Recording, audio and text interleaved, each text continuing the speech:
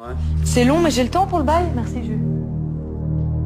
Pardon, et dans un instant, vous retrouvez On en parle. Valérie Expert abordera le thème de l'orientation scolaire. Elle recevra également Martin Monestier.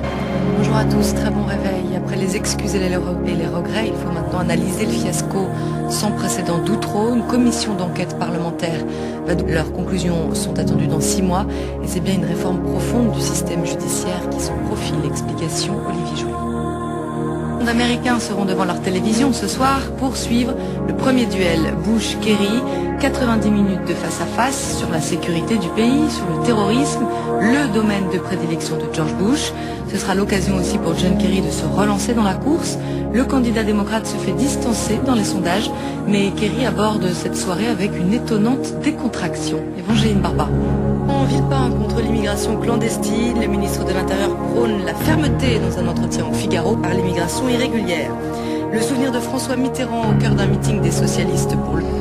À J-5 du lundi de Pentecôte, les entreprises dévoilent leurs intentions de Nicolas Sarkozy de différer son voyage aux Antilles en raison de la controverse suscitée par cette loi de février 2005. Dominique de Villepin qui s'est exprimé également sur les 6000 supplémentaires.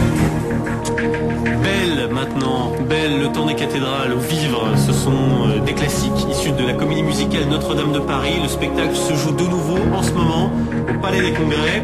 Avec nous sur ce plateau, 2 interprètes, Mélanie Roth. Mélanie. Au départ pour interpréter Esmeralda et que finalement vous étiez beaucoup plus belle, convaincante et... Vous savez, dans le roman, Victor Version pure et simple des allocations par les enquêteurs. C'est la fin de cette édition, je vous souhaite de passer une excellente journée. Vous en parlez, voilà une institution qui vise à tisser des liens entre les deux rives, des deux côtés de la Méditerranée, avec des ruines de son école, c'est à Balakot, à une centaine de kilomètres au nord de la capitale pakistanaise. Les efforts des villageois ont payé 48 heures après le séisme, ce qui ravive les espoirs de milliers de parents dont les enfants sont toujours ensevelis sous les décombres. La nature se trouve dans une zone du sud du pays afin de négocier une pétition et les chiffres donnent le tournis. Le coût total du fiasco d'Outreau pourrait... Et le pouvoir d'achat des fonctionnaires au cœur des débats entre le ministre de la fonction publique et les syndicats. On sait que ces derniers réclament une hausse de l'indice de base. Christian Jacob va tenter un compromis pour éviter le blocage, mais les débats s'annoncent d'ores et déjà corsés. Toutes les explications avec Thomas Valbert. Évidemment, dès le début du premier journal. Oui, on parlera avec ça concrètement toutes les étapes, comment utiliser l'argent des donateurs. C'est vraiment intéressant d'écouter à ce sujet-là. Le sprint final dans les 2 camps à une semaine du référendum, alors qu'un 6e sondage consécutif prédit toujours la victoire du non. Les chefs de file étaient en meeting un peu partout en France hier.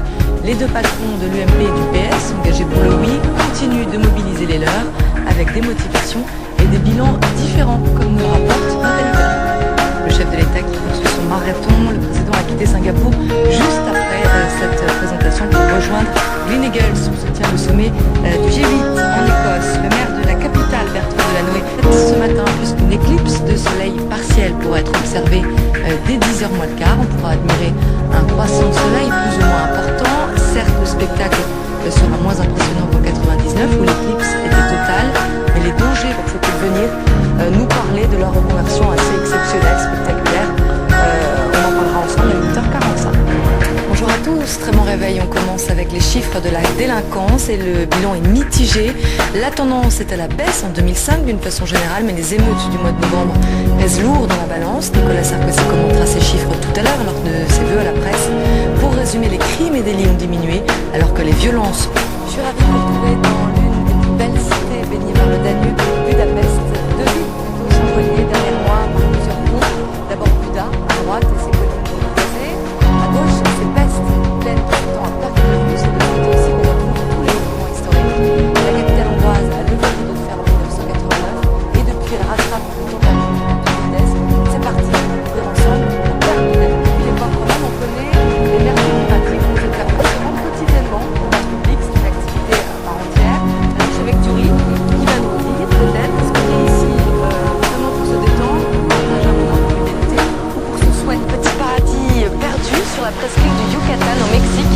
Alors ici, pas d'hôtel, juste des cabanes en bois comme celle qui se trouve juste derrière moi.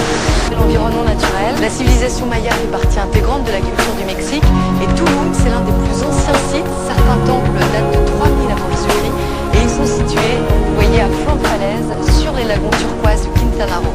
Donc les sables, le fleuve qui monte la ville et qui est ce qui rapporte le plus de mobilité. Avec les magnifiques c'est un très très beau pays. Dont on parle beaucoup en ce moment en France, c'est la Turquie, Istanbul, la seule ville qui possède 2 pieds dans 2 continents. On est justement sur le Bosphore.